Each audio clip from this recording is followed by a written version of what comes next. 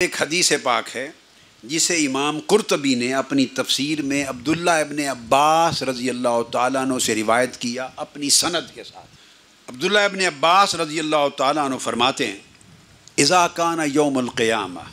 اخرج اللہ اہل التوحید من النار، بڑی ایمان افروز بات۔ اول من یخرج من وافق اسمہ اسم نبی صلی اللہ علیہ وسلم۔ قیامت کے دن دوزخی دوزخ میں، جنتی جنت میں جا چکے ہوں گے، تو پھر جب اہل توحید کو نکالنے کا وقت آئے گا،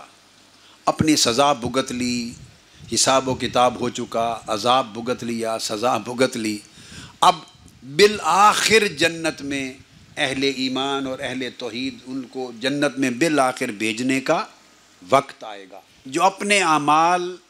کے باعث دوزخ میں حساب و کتاب کے بعد گئے تھے،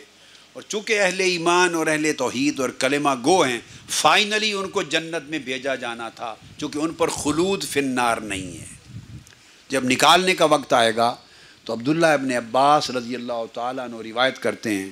فرماتے ہیں کہ اول من یخرج من وافق اسمہ اسم نبی، حکم دے گا سب سے پہلے